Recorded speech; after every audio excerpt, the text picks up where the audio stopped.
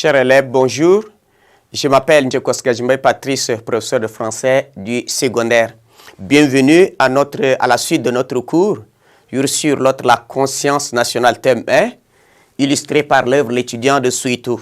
Nous sommes dans l'analyse de l'œuvre. Et aujourd'hui, cette séquence-là portera sur le thème, le tableau 2.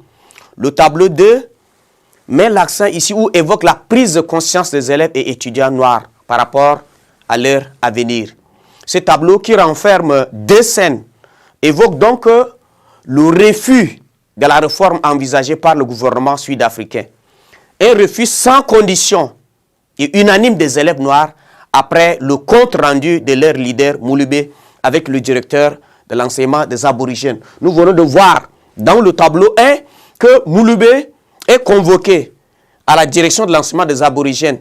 C'est à cette convocation-là qu'on lui a fait savoir la décision du gouvernement que les Noirs doivent désormais apprendre dans leur langue. Il va revenir dans le tableau 2 pour faire compte rendu à ses camarades de son entretien avec le directeur. Et unanimement, ils vont donc refuser.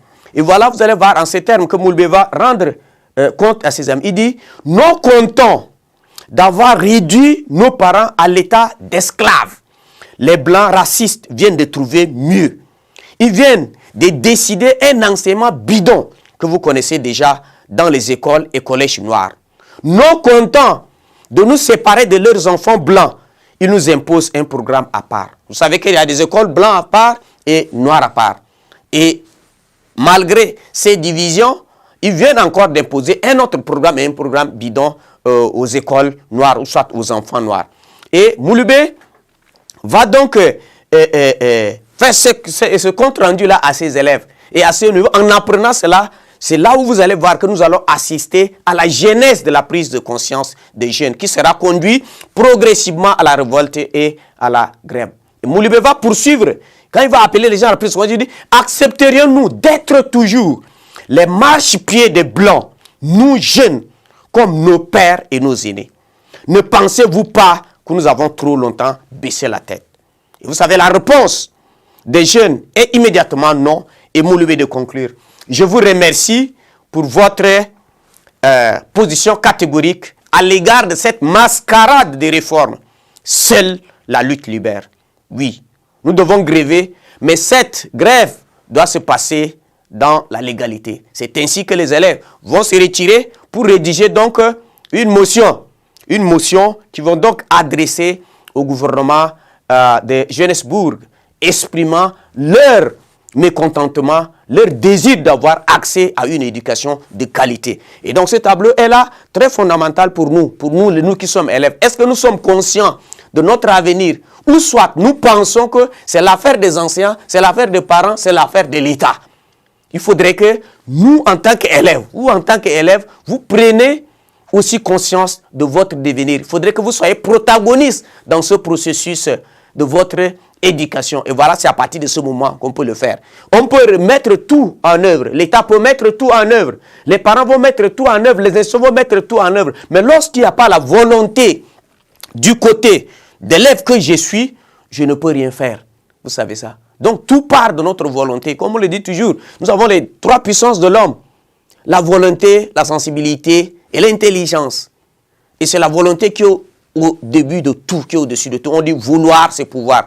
Donc voilà, les enfants des Soweto noirs ici nous ont montré qu'ils espèrent qu'à travers l'éducation, ils ont bien compris l'importance de l'éducation. Ils ont pris l'école comme raison de vivre. C'est un processus qui va les ouvrir.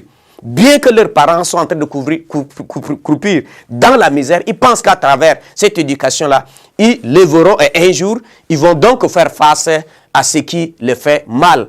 Et cela nous renvoie dans la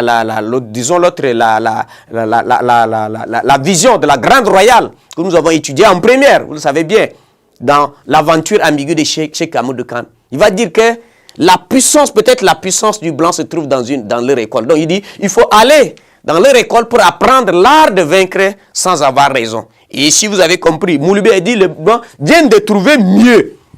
Vous voyez ça, viennent de trouver mieux. On dit, si vous voulez tuer une nation, il faut attaquer au système éducatif et c'est fini. Les blancs ont trouvé mieux. C'est pourquoi ils ont attaqué à l'éducation. C'est pour déjà tuer un peuple.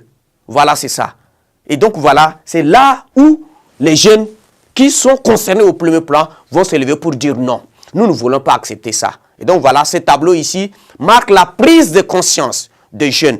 Et vous allez voir que le tableau, disons la voix de silence, va donc essayer d'exalter ce courage des jeunes et dénoncer la résignation, la passivité des aînés. Parce que vous savez, les jeunes se sont mis déjà debout pour revendiquer ce qui pourra leur bien-être et donc le bien-être de la nation tout entière.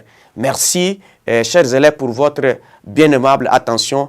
Rendez-vous au tableau 3 pour la suite de l'analyse.